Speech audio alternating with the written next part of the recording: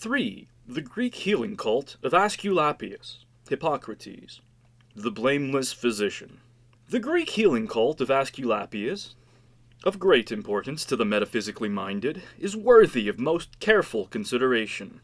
While many modern authors mention it in connection with the history of medical arts, few devote more than a dozen lines to this extraordinary order of priest-physicians. This lack of interest among the scientific writers is due, no doubt, to the miraculous means by which the cures were accomplished. In the mild controversy about these cures, as to whether they were the result of mass delusion or animal magnetism, it has not seemed to occur to many that the miracles might be exactly what the Greeks believed them to be, a divine remedy for human ills. The first priestly healer to be mentioned in history was the Egyptian physician Imhotep. This mighty man left to his people many proverbs and wise observations about sickness and health, and after his death he was elevated to the estate of a demigod. Temples were built in his honor, and a priesthood served these shrines, perpetuating the remedies and magical formulas which he had given to the world.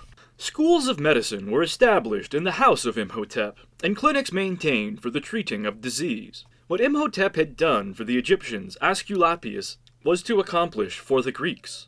The sacred mysteries of healing were established in his memory, and his descendants were priest-physicians until the end of Hellenic civilization. Homer refers to Asculapius as an historical person, a Thessalian prince, and calls him the blameless physician. Almost nothing is known of the life of this great healer.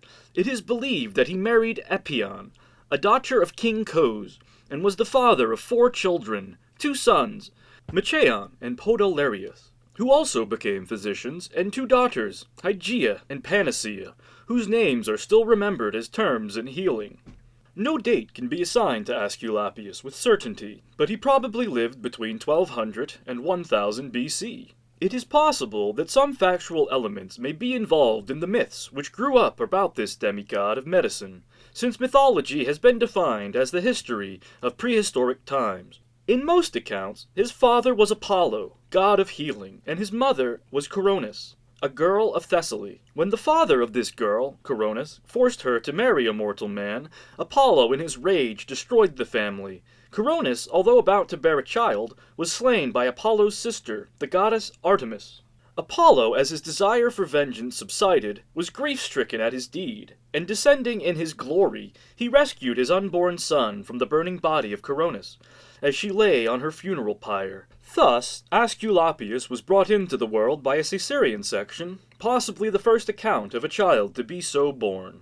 It is generally agreed that Apollo took his infant son to Chiron, the centaur, to be educated. It was from Chiron, who was also the mentor of Achilles, that Asculapius learned the mysteries of medicine. Let us rationalize this part of the fable. History and time prehistoric. The centaurs have an important symbolical meaning, for they represent the children of time. Their father was Saturn, the old god, Father Time. To the philosophic Greeks, therefore, the centaur signified tradition, that which is born of ancient time. Chiron was wise in the old lore, the primitive experience record of the human race. He was indeed the very personification of tradition. This centaur, with his human parts rising out of the body of the animal world, in this light, the teacher in the fables takes on a rich new meaning. It is well to remember that all myths yield readily to reasonable interpretation.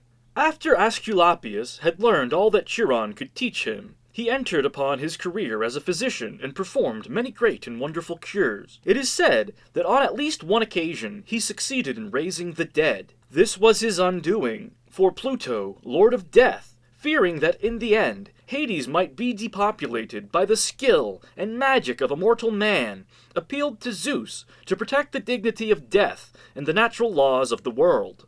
The father of all then took one of his thunderbolts, fashioned in the fiery pits of Etna, and hurling it at the physician, destroyed him with the heavenly flame.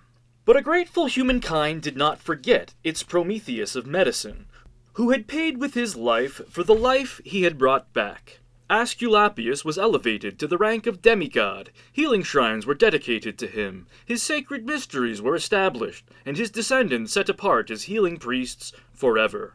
Many temples to Asculapius were built throughout the Greek states and later the Roman Empire. The most famous of these was the Great Hieron, or Sanctuary, at Epidaurus. This magnificent group of buildings clustered about the central temple of the healing god, and in the adytum of this shrine was the gold and ivory statue of Asculapius by the sculptor Thrasymedes. The divine physician, of noble countenance, was represented as a seated figure, holding in one hand the serpent wound staff. The dog of medicine crouched at the feet of its deified master.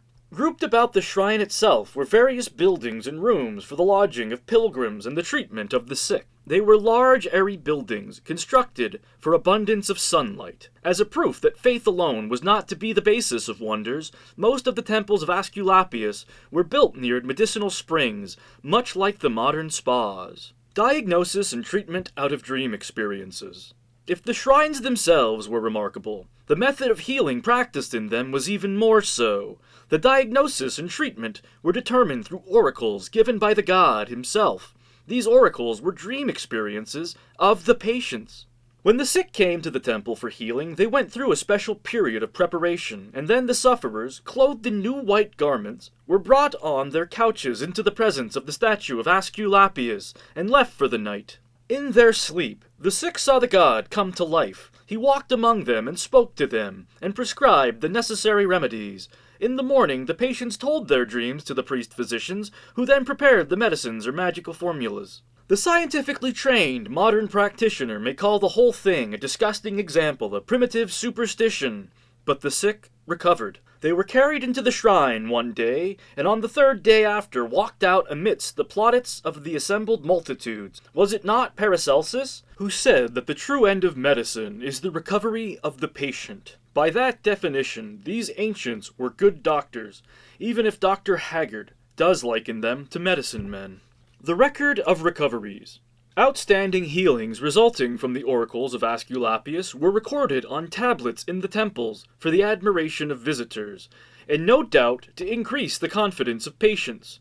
Edgar James Swift quotes several accounts of these metaphysical healings taken from ancient Greek inscriptions of the 4th and 3rd centuries BC. Dr. Swift's opinion of these cures can be gathered from the title of his book, The Jungle of the Mind. For those interested in the records and not in the viewpoint upon them, here they are in digest. A boy who was dumb made his offering at the altar, and a torchbearer of the god demanded of the youth a promise that if he were healed, he would make the usual thank offering. "I promise," replied the boy, and all were astonished, for in that instant he had recovered his speech. Pandarus, the Thessalian, besought the god to cure him of scars on his forehead. He dreamed that the god bound his head with a fillet, and when he awoke, the fillet was still there. He removed the fillet and found his scars gone. A man blind in one eye, which had only lids, the eyeball was gone, was visited in his dream by the god, who seemed to boil a drug and put it in his eyes. The next day, he saw with both eyes. This particular account is especially hard on Dr. Swift. Alcetus, of Alicos, blind, dreamed that the god opened his eyes with his fingers, and he saw the trees about the temple. The next day he was entirely cured. Herman of Thassa was cured of blindness by the god, but did not make the offering which he promised. His blindness returned, but when he promised again, his sight was restored. Later in this chapter, other examples are given of the oracular healings accomplished in the sanctuaries of Asculapius. A European physician once told me that he did not like to hear about such miracles because they were unfair. The modern doctor knows much more than the ancient priests, but naturally cannot compete with the supernatural. Hippocrates, the father of medicine. Among historians of the healing arts, there is a popular belief that Hippocrates of Kos was the Moses of medicine, who led the physicians of his time from the Egyptian darkness of magic and superstition into the promised land of rational therapy. It is in order, therefore, to examine now the life and teaching of this great man from the viewpoint of a metaphysician. Hippocrates, called the father of medicine, was born on the Greek island of Kos in the year 460 BC. His father was of the family Asclepiadia, the guild of priest-healers, descended from the deified Asculapius. Early writers make much of the fact that Hippocrates was the seventh in lineal descent from the divine physician. The mother of Hippocrates, Neret traced her ancestry back to Hercules, the strongest of mortals. From such an illustrious background, a genius could be expected to emerge. Hippocrates studied medicine with his father, Heraclides, a celebrated healer. Later, in Athens, he sat at the feet of the physician Herodotus. For his philosophical education, he was for a time a pupil of Gorgias of Leontini, a brilliant sophist, and he also received instructions from Democritus of Abdera, a man of vast learning, and one of the fathers of the atomic theory. Obviously, then, Hippocrates was well schooled in those mental disciplines that are the necessary foundation of intellectual greatness. Having completed his education, according to the customs of his time, Hippocrates returned to Kos, there took his vows before the altar of Asculapius, and became a priest-physician as his father had before him. How much time he spent in the temple of the god of healing we do not know. In various places, and for a great part of his life, he ministered to the needs of the sick, and we have his thoughtful consideration of their ailments preserved for us through his numerous writings. There can be no doubt that Hippocrates was the greatest of the Asclepiadae, and the materialistic physician should remember that the father of medicine was to the end of his days a priest. How has it come about that Hippocrates has received in general the plaudits of medical historians, but the great order of priest-physicians that produced him has been passed over with hardly a grudging compliment? Had it not been for the mysteries of Asculapius, there could have been no Hippocrates. As greatness is honored, is not the cause of greatness equally worthy of respect? It surely is not reasonable to accept a man's attainments and then deny or ignore the very things that made that man what he was. The predicament of the materialist is, how can he afford to honor the teachers of his hero, when to do so would force him to acknowledge the debt he owes to mystical and metaphysical arts? A grateful world has showered honors upon the memory of Hippocrates. His knowledge, for his time, was extraordinary, and his personal character was above reproach. His clinical methods established a precedent which was to change the whole course of medical thought. All this is to be granted without reservation, but this is not the end of the matter, for there is reason for resentment in a type of statement that in one form or another appears in almost every modern text on the early history of medicine. Its general import is this: Hippocrates was the first to separate medicine from superstition and priestcraft, to base its practice upon the principles of inductive philosophy, and direct a special attention to the natural history of disease. In the house of the healing god. It is not to be ignored that Hippocrates was born in the shadow of the Asclepian shrine, and that his father was a priest-physician, that young Hippocrates first came into contact with disease in the healthy and hygienic atmosphere of the Hieron. Those wise and careful observations that had brought the eternal gratitude of mankind were begun in the house of the healing god. Here the sick were arranged in wards, their bodily comfort assured by ever-watchful attendants. Hippocrates could sit by their couches, listen to their symptoms, and watch the course of their ailments. He had the opportunity to observe and study thousands of cases and distinguish many types of disease. Only the great clinics of Asculapius could have afforded such opportunity for research. But it was not possible to follow the condition of patients in the temples, as they came only for a short time, so it is probable that Hippocrates also formed clinics of his own, so that he might observe the longer courses of some ailments. What little can be gathered about the private practice of Hippocrates indicates that his clinics were patterned with certain modifications after those of the temples. Some moderns would have us imagine that Hippocrates stood alone in a benighted world, one shining light in a universal darkness. This is a little difficult to believe. Socrates, Plato, Democritus, Demosthenes, Aristippus, and even Aristotle were among his contemporaries. He lived in the golden age of Grecian intellectual culture, one of the highest points in the philosophical life of the race. Plato and Socrates definitely believed in the mysteries, accepted the mystical tradition, and acknowledged the existence of the gods and heroic souls, and these are considered reasons for materialistic opinion to seek to dim their glory. The celebrated oath. It would be interesting to know what Hippocrates himself believed about such matters as the gods and a future life. He was an initiate of the Asclepian cult, and the celebrated oath attributed to him opens with these words: "I swear by Apollo, physician, by Asculapius, by Hygeia, and Panacea, by all the gods and all the goddesses, taking them to witness, etc. So it could be suspected that Hippocrates was not a perfect example of emancipated materialism. It might also be recalled that very little of good has come to man, in any age, from those of little faith. Apropos of the Hippocrates Gesturandum, the great oath of medical ethics, there is some doubt among inquiring minds as to whether Hippocrates was its true author. Just as the Lord's Prayer was lifted bodily from the Jewish Talmud, it is quite possible that the Hippocratic Oath was part of the Asclepian rites long before the advent of Hippocrates.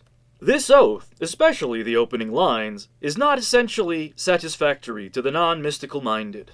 Not long ago, I was privileged to sit in on an argument when precisely this thought worried several eminent medics. It was the final and mature opinion of these gentlemen that the oath should be revised. They wanted references to the gods entirely removed, as inconsistent with the state of modern enlightenment. It is a little difficult to believe that the priest-physician who took his oath, when oaths were meaningful, by all the gods and all the goddesses, is the same man, according to many texts, who separated medicine from priestcraft.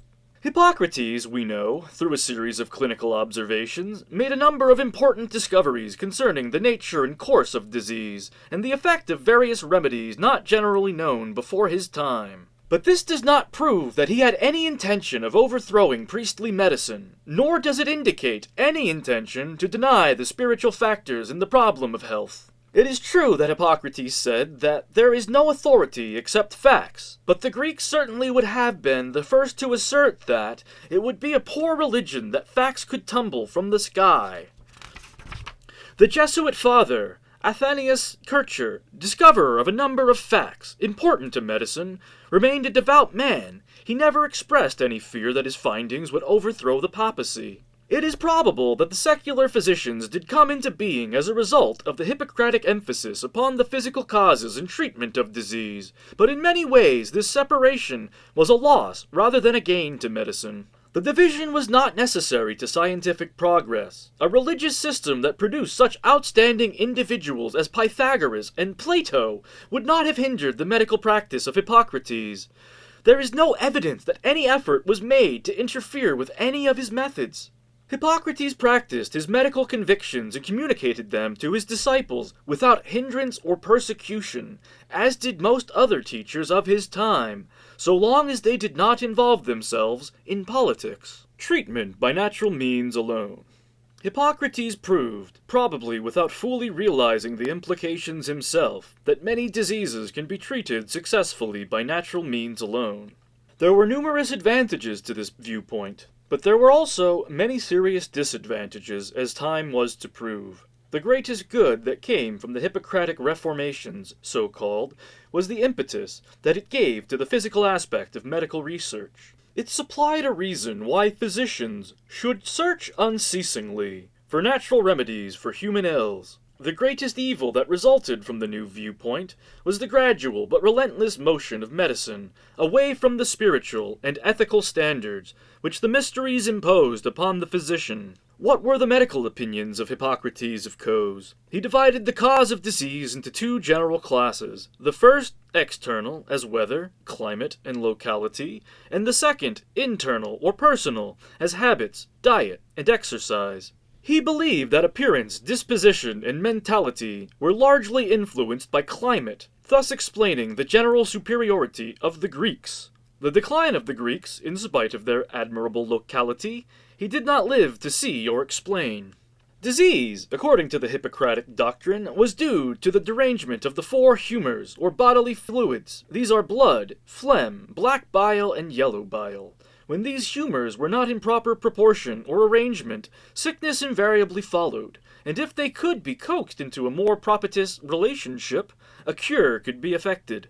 The father of medicine was more famous for prognosis than diagnosis, and was accused of a fatalistic attitude in treatment. He may have brought this fatalism with him from the Asclepian temples, for the rules of these shrines included one to the effect that cases obviously hopeless could not be treated. With Hippocrates, if previous cases of a similar nature had ended fatally, he was not likely to oppose the course of the disease.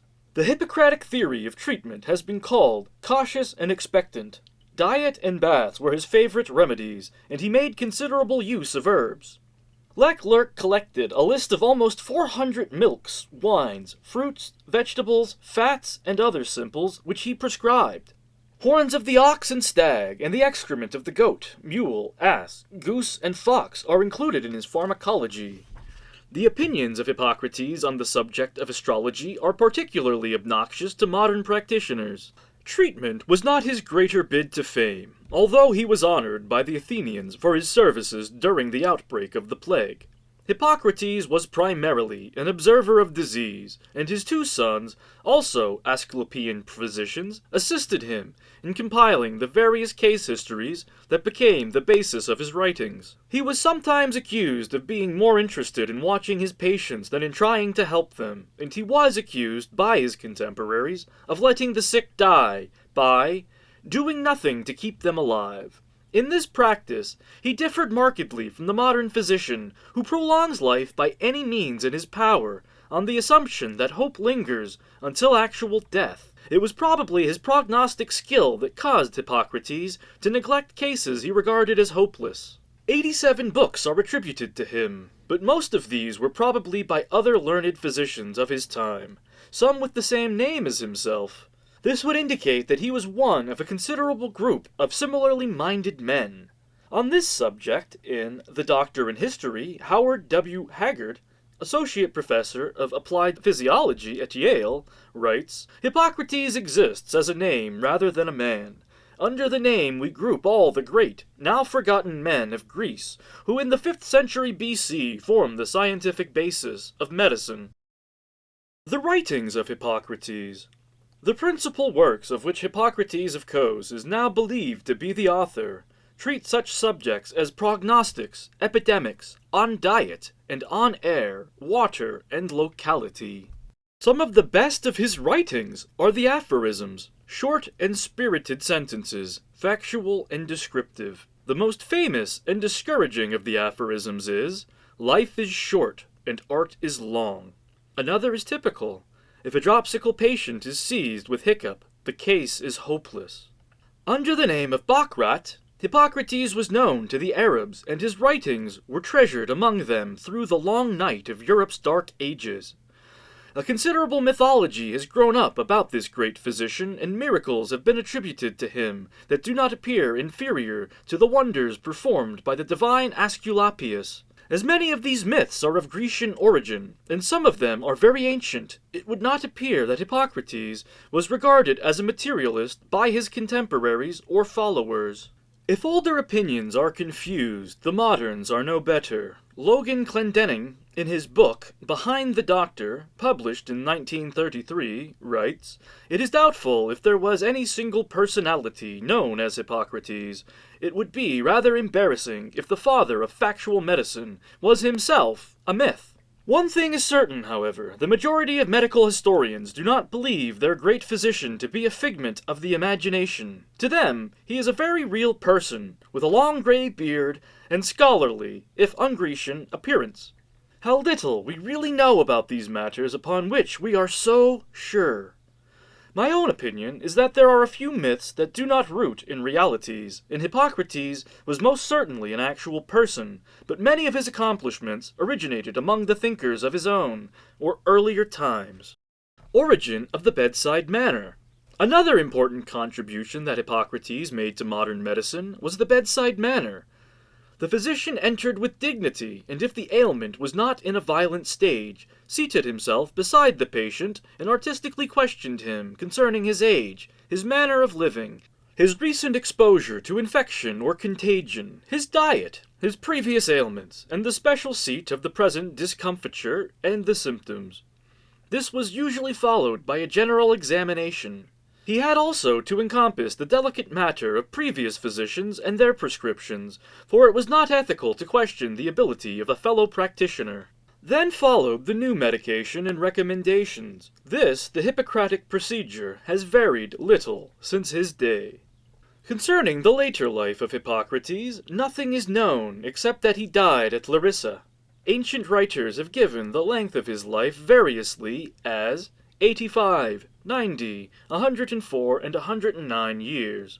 Clinton favors 104 years, but most moderns are more conservative. The larger figures do not sound factual to them. He had at least 2 sons, Thessalus and Dracon, but the date of his marriage and the name of his wife are not preserved. Thus, little we know of the wise old physician whose name is burdened with the responsibility of having divided, forever, the art of healing from its priestly founders.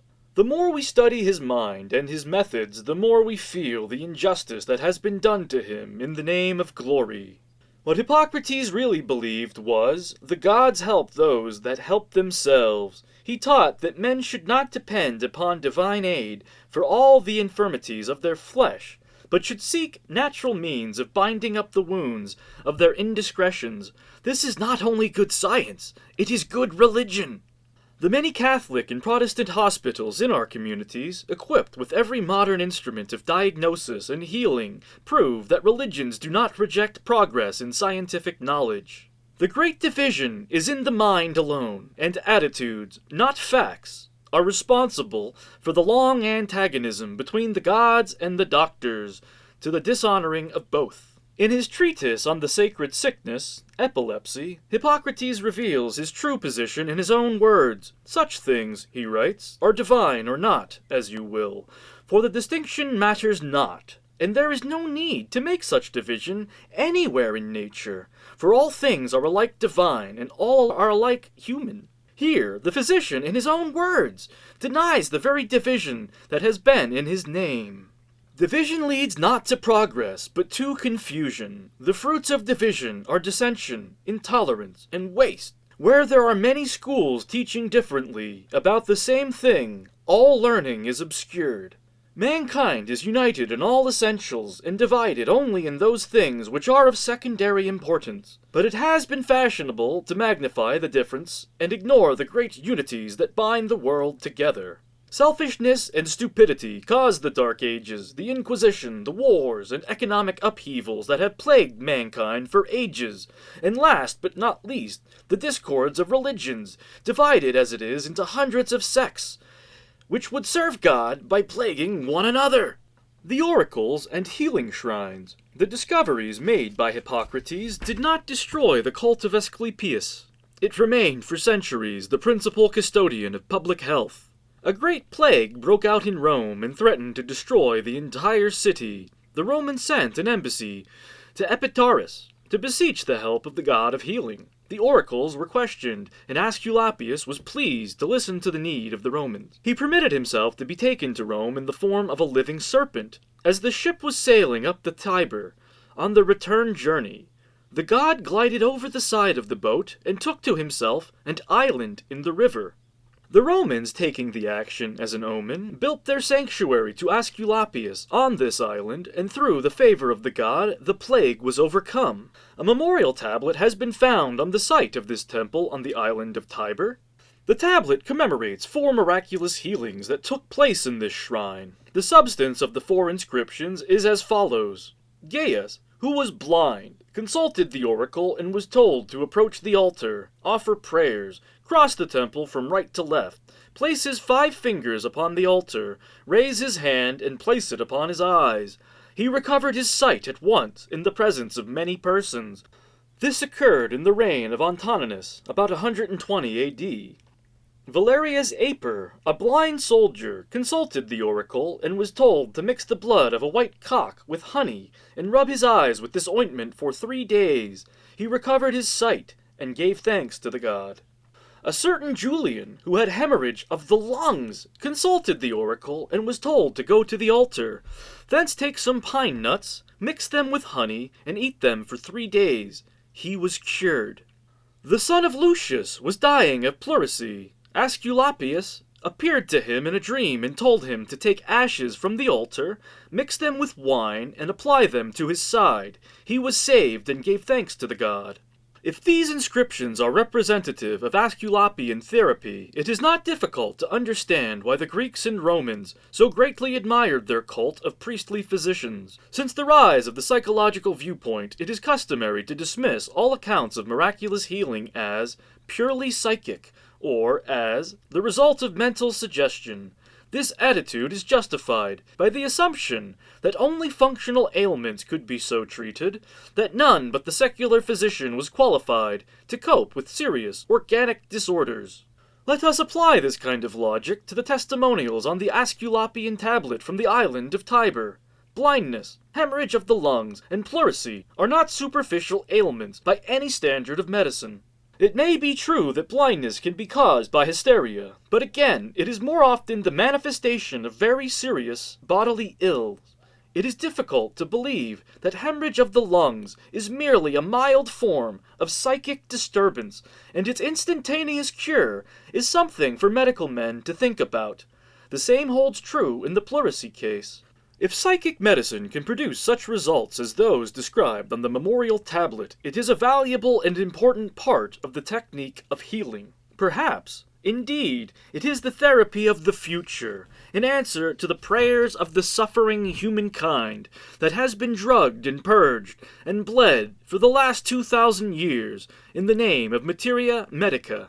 Not long ago, a man selected my sympathetic ear to pour into it the long tale of his physical woes. His case history included 20 years of suffering, a dozen ineffective doctors, and complete economic demoralization. Would it be facetious to observe that this poor suffering mortal would gladly exchange the opinions of his 12 physicians for one slightly inspired utterance relative to his condition?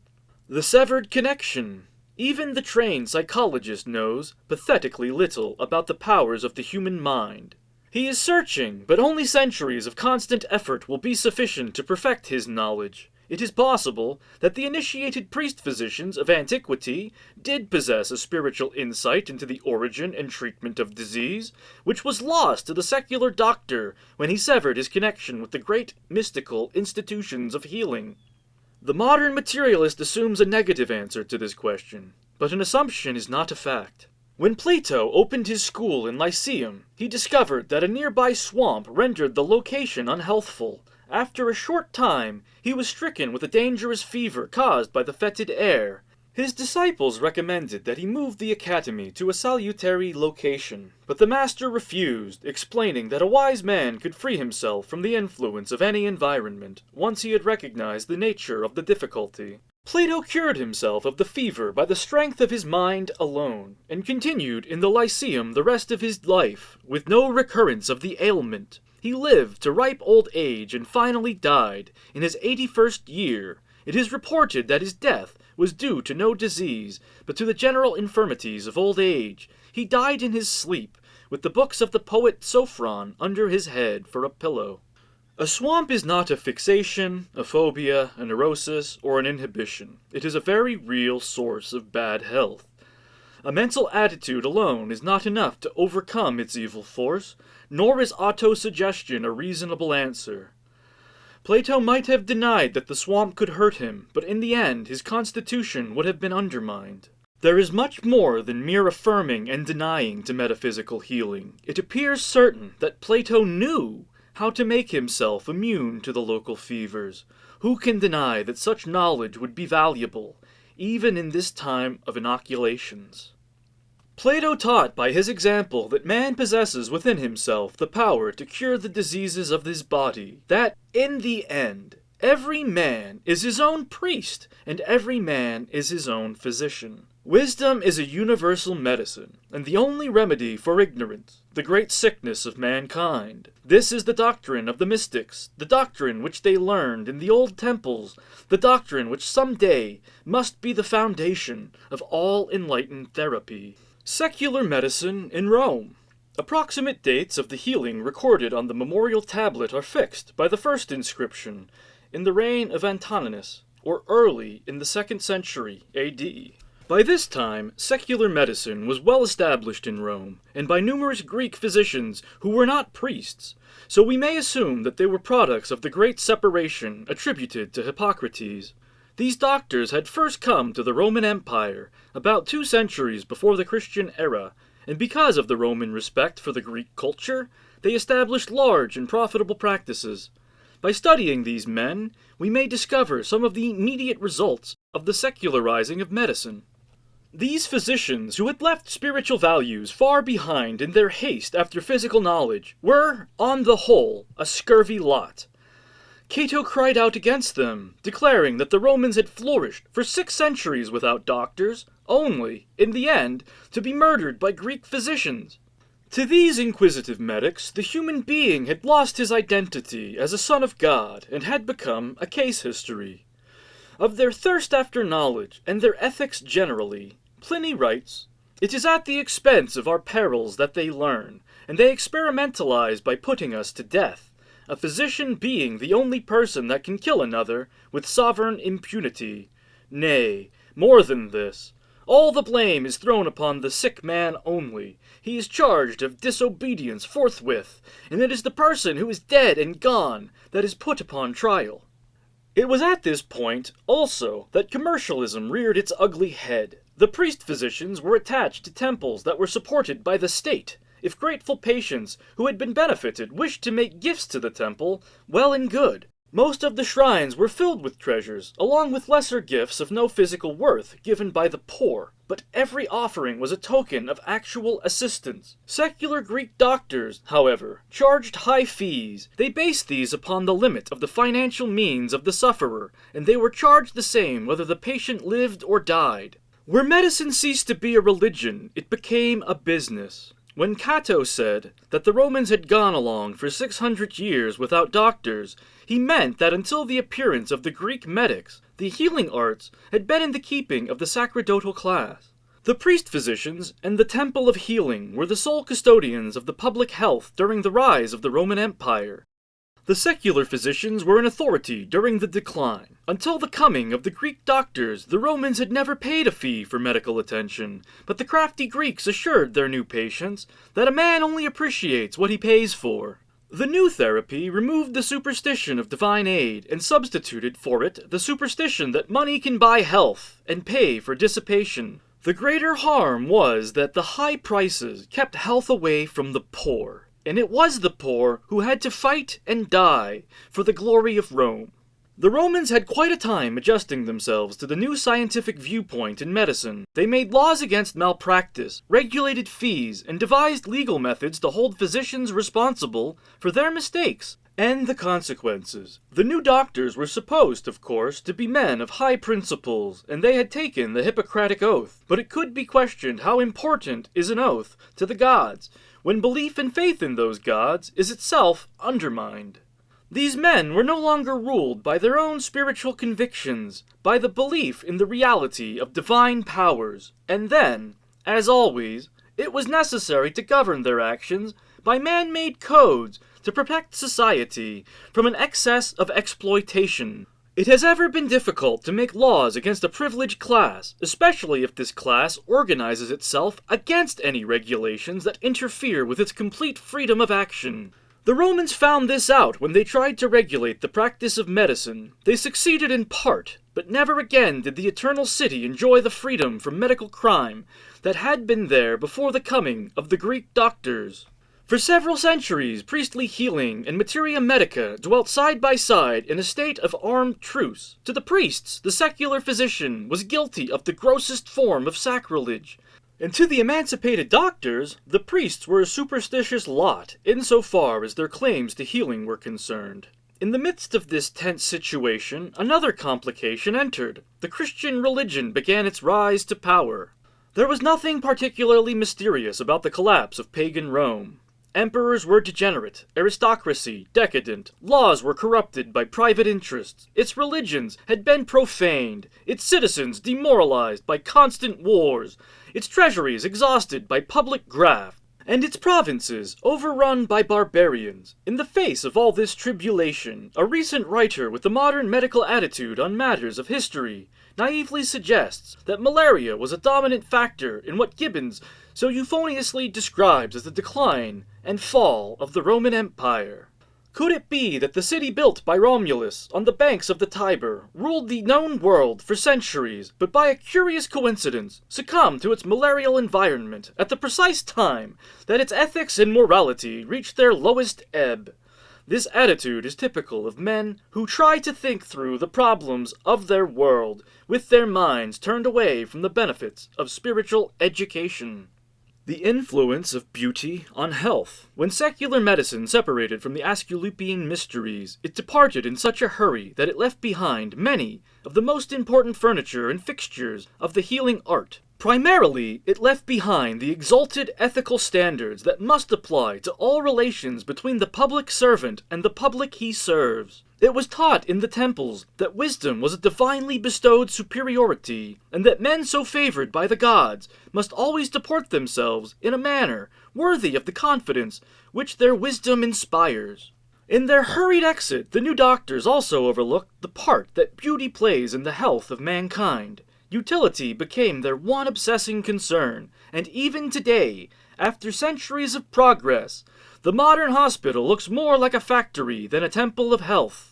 The temples of Asculapius were places of beauty and gentle dignity. There may have been less efficiency, but there was certainly a noble and beautiful spirit in these sacred places. The priest-physicians were servants of a loving God who looked down with infinite pity upon his suffering world. The body of man was the living temple of a living spirit, and it was gently and reverently cared for.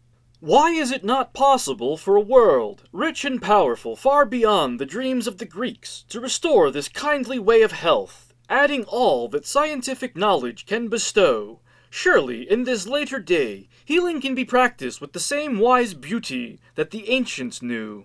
The hasty-footed medics in their race for freedom also left behind the most enlightened of all ancient concepts about the ethics of healing, the simple acceptance that medicine is for all who are sick. In the temple of Asculapius at Rome, slaves left by their masters to die were taken in and hospitalized until their ailments were cured. One of the emperors made a law that such slaves, if they recovered, were free, and their former masters had no claim upon them. Naturally, most of these slaves could pay nothing for treatment, but this made no difference. The gift of health was a divine right of man. This famous temple on the island of the Tiber, the first hospital, served the rich and the poor without discrimination. The modern world has its city and county hospitals and free clinics, the last usually attached to some medical school, but few of these compare favorably, in spirit at least, with the shrines of the healing God. The great majority of these charitable institutions are a disgrace to modern civilization, and those who enter through their ornate doors must humiliate, and even in some cases pauperize themselves to secure necessary medical attention. And once installed, they are at the mercy of inexperienced interns and overworked nurses, and they are reminded in a multitude of ways that they are enjoying the grudging generosity of the public. Instead of being inspired to feel that a loving world is sincerely interested in their recovery, these patients know that the principal concern of all involved is to get them off the premises with as little time and bother as possible, so that another can have the bed. These misfortunes are beyond doubt the byproduct of the famous division of religion and medicine for which wise old Hippocrates is blamed. Great and important as its contributions may be, science alone cannot perfect civilization. If man was simply an animal, living an animal existence, and suffering only from the vicissitudes of the animal world, a physical viewpoint might be enough to preserve his economy. But man is more than this. He is a creature elevated by his mental and emotional energies to a unique place among created things. The wisest men of all times have believed in the reality of spiritual values, and they have been inspired to the service of the human need, not by hope of profit, but by love of man. Religion there must be, if the race is to endure, and nowhere is religion more essential than among those who are learned and skilled. There should be something of the priest in every physician, and something of the physician in every priest. Each needs the other, and not the so-called division between them, which is the modern boast. Two schools of medicine have come down to us through the ages, honored and respected by mankind. The first, and oldest, is spiritual medicine, with its doctrines of faith, prayer, penance, divine intercession, miracles, and if you like, a pure and unselfish magic. The second, and much younger, school is material medicine, developing the newer ways of chemistry, biochemistry, and electricity. Between these two now stands psychology, old in principle but new in technique, which must try to unite the mystic and the medic for the survival of the race. There seems no good reason why so many scientists should strive eternally to destroy mysticism and to condemn and ridicule the old ways which made men happier and better. There is less reason why they should try year after year in books and articles to destroy men's faith in spirit and prayer. For to the greater part of humankind, these are the most important things in all of life. It is the doctor's task to help us through painful days and nights of suffering, and he who is not grateful is a fool. But the physician walks with us but a little way. Science or none, every man in the end must go through the same dark door into the unknown.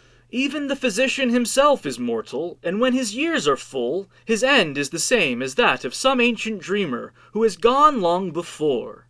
Science belongs to this world alone. Man, the mystery of mysteries, does not. Can science solve for us the mystery of that other world, where time rests with the ages? Perhaps someday, but not yet. Edison was working with a kind of telephone that could connect the living and the dead, but death came to him before the work was done. Someday, another will carry on, and science will link the worlds, but until that day, men can have only their faith to make them strong. Spiritual healing and outgrown beliefs. The great mystery schools of antiquity, the sources of most that we know and believe, taught that the human consciousness was limited only by the arbitrary intellectual boundaries which it imposed upon itself. Is this impossible? Has the modern materialistic thinker really tried to explore the depths of himself? Has the modern materialistic thinker really tried to explore the depths of himself? Has he sincerely examined all evidence which is against his own opinion? Has he disproved miracles, magic, clairvoyance, spiritualism, and telepathy? Spiritual healing is good and necessary for those who believe in it and have made it part of their religion. And there is much in mysticism that would be good for all the world. What there are of superstitions and false doctrines will pass away. All mankind has beliefs, as of today, which 100 years from now will be regarded as superstitions, and scientists and doctors are not immune. There is much of good, and if we are doing less than the best we know, it is because we are hampered by a medieval educational system and mid-Victorian immorality. As time goes on, medicine will depend less and less on harsh drugs to accomplish its results. Already the motion is well underway. Gradually, the mind and its power will take the place of many revered remedies. Then we shall find out that there is something even deeper than the mind, and so we shall go on in our cautious crab-like motion towards the world of spirit. When in the end we arrive there, would it not be passing strange if we should come back to the old ways of the gods, and find that the temples of the first days had the truths that shall come to general knowledge in the last day? All honor, then, to Hippocrates of Kos, who taught men to find natural ways to health. But let us honor him, not as the father of a terrible division, but as the wise old Greek who said, "There is no need to make such division in nature, for all things are alike divine, or all are alike human."